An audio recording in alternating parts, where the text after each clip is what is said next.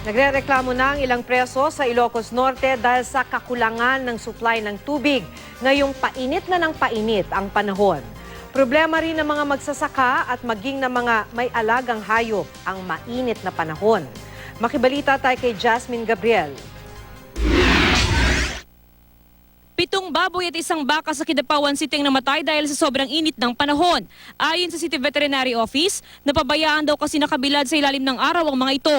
Payo ng mga veterinarian sa mga may alagang hayop, laging painumin ng sapat na rami ng tubig ang mga alaga para di ma-dehydrate na posibleng mauwi sa heat stroke.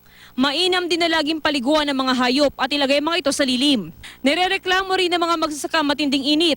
Sa General Santos City, aabot na sa 100 hektaryang pananim mga apektado ng dry spell. Ayon sa National Irrigation Administration o NIA, kulang na kulang daw kasi ang supply ng tubig para sa mga irigasyon. Kulang din ang supply ng tubig sa Bohol, kaya nagkabitak-bitak na rin ang mga lupang sakahan doon. Ang ilang magsasaka, di na raw umaasang may maani pa sila. Sa bayan ng Mabini, bukod sa natutuyong lupa, problema rin ang grass fire sa bundok. Naninilaw na rin ang mga pananim sa Luna Isabela. Pinoproblema pa ng mga magsasaka na hanggang sa katapusan na lang ng Marso ang rotational water irrigation services ng National Irrigation Administration. Ayon sa namamahala sa Magat Dam na pangunahing nagsusupply ng tubig pang irigasyon, unti-unti nang bumababa ang level ng tubig sa Magat Dam.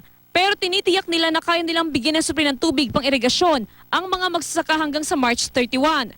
Posible rin daw na ma-extend pa ng ilang araw ang irigasyon nilang tubig, pero magiging mas konti ang mibibigay nila. Pinangangambahan naman ng mga coco farmers sa Quezon na dumami pa ang kokoli sa pagpasok ng tag-araw.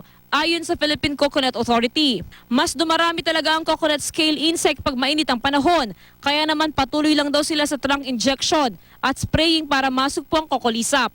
Sa Ilocos Norte naman, mga preso nagrereklamo sa kakulangan ng tubig. Tuyo na raw ang mga balon sa provincial jail na nasa Lawag City. Ito raw ang pangunahin nilang pinagkukunan ng tubig, panligo at panlaba. Nilimitahan na lang muna ang inirarasyong tubig sa mga preso sa ngayon. Jasmine Gabriel, Nagbabalita, Pilipinas.